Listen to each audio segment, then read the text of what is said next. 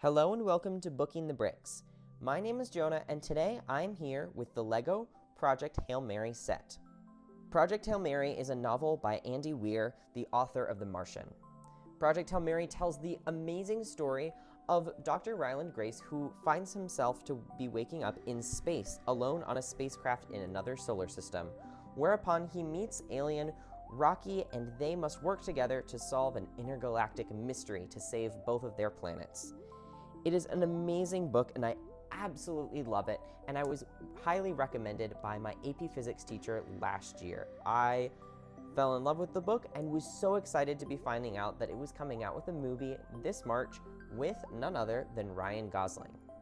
This set retails for $100 and has 830 pieces. Although this might not seem like a lot of pieces for a high price point, I think that it is definitely worth the money because of how amazing this set is and because it has no stickers, which for me is a huge highlight. Not only is the absence of stickers a highlight, but this set also has so much to offer and I'm here to dive into it with you. First off, I'd like to be looking at the minifigures / the mini diorama included in this set. The stand with the ship itself is a Y sort of shape, which allows for the removal of two sections that includes stands for both Ryland and Rocky. But what is even more magical is that hidden in the back is a xenonite panel, which can be used to combine the two sections from the front to show the scene in which Rocky and Dr. Ryland Grace meet each other.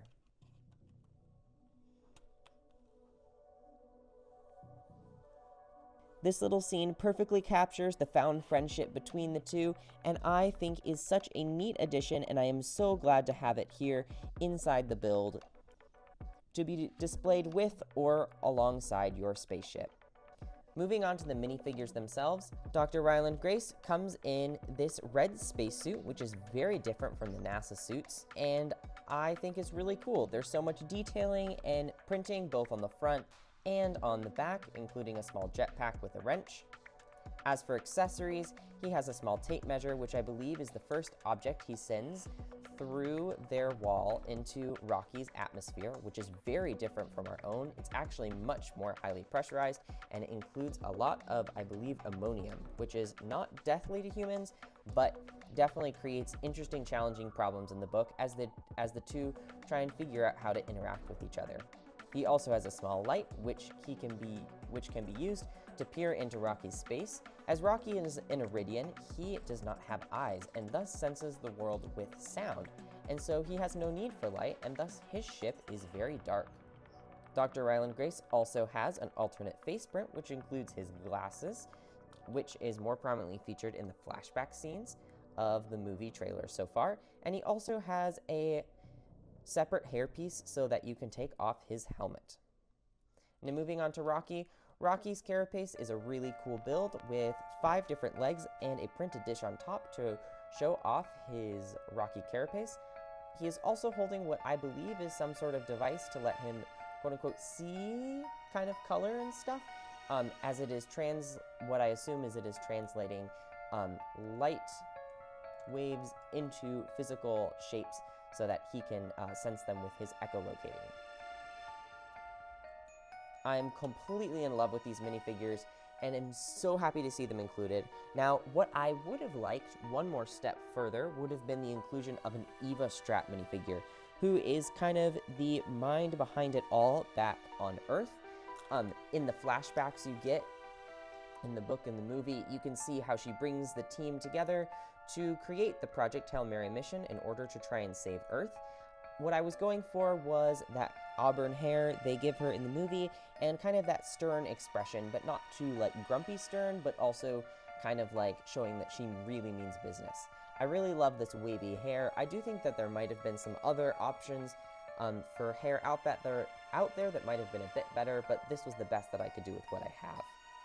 I also went for a torso and leg combination which was much more on the looser side, but also showed that she was business. I feel that usually in the movie she's often shown wearing black trench coats or black coats around the waist, so I tried to go for that same effect with the minifigure that I made for her.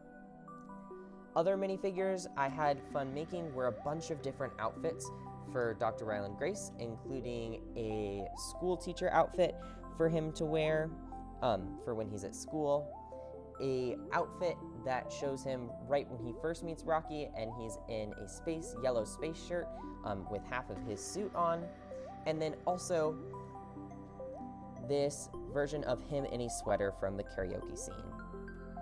And last but not least, I have him in this yellow rain jacket, which he wears several times throughout the movie, and I am not going to lie, I do not have the perfect hair for this. He also, along with his yellow rain jacket, also has a blue beanie, and I feel like this piece, which I don't have, which I'm going to picture here, would be perfect, but sadly I don't have it, but I think that that's how you would create the perfect minifigure for these school scenes. Now moving away from the minifigures and back onto the build, I would love to show you the play function. Now, this set, without a doubt, has one of the most technically intricate cool sections, and here I'll give you a little bit of a cross view so you can see all of the gears that are going on at work behind here. Now on the stand itself, there also is a small Project Hail Mary plaque, which has the destination, distance, and mission length of the ship, which I believe is a really nice touch and really goes to show how they went all out with their printed elements. Now, the play feature, which is when you take this small dial, it is going to turn the ship.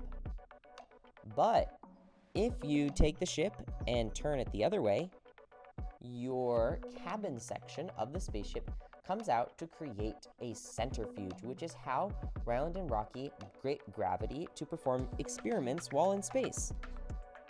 Now, this ship may look very different for anyone who's read the book, as in the book it has your 3 fuel tanks, and then it has the nose cone out front here, so you have your engines going that way and your nose cone here so the ship can go that way. But in the movie, it's pretty much the exact opposite.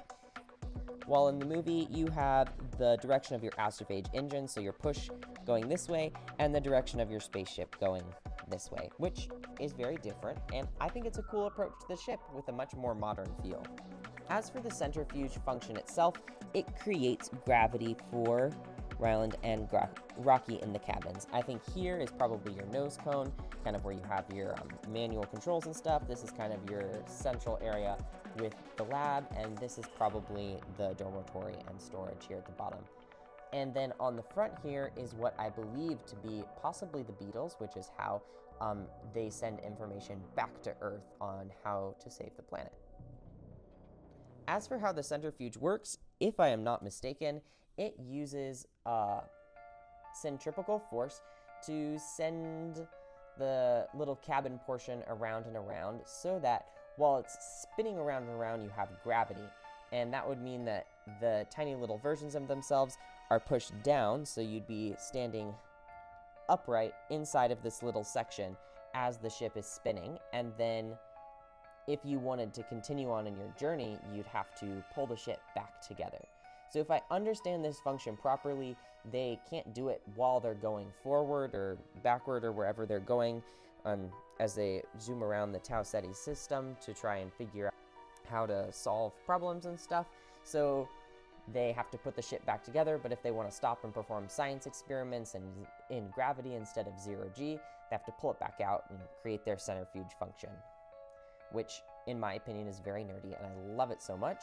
And I think it's phenomenal that they were able to create such a cool and very intricate play feature in a LEGO set like this. I think that also a huge draw for this set is the affordability.